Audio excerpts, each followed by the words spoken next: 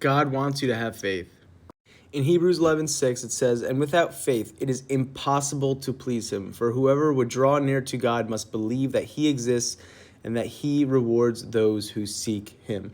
So without faith, it is impossible to please God. And why is this? It's because you don't trust in him. You don't trust in his promises, and you don't trust in his existence. And I think Hebrews 3:12 is a good warning for us. It says, "Take care, brothers, lest there be in any of you an evil, unbelieving heart, leading you to fall away from the living God."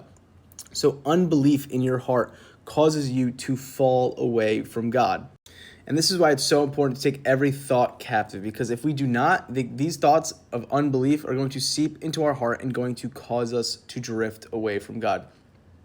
And the rest of Hebrews 3 talks about what happens when that thought of unbelief creeps into our hearts. It doesn't allow us to go into God's promise, what God has promised for us. The Israelites saw all these miracles, saw all these works of God, yet they still had unbelief. They were going to be led into the promised land, that God was going to get them out of the wilderness. And what happens? Well, in verse 19, it says, "So we see that they were unable to enter because of their unbelief. So because of their unbelief, they were not able to experience what God had promised for them." But I hope you guys enjoyed today, and to remember to always have faith.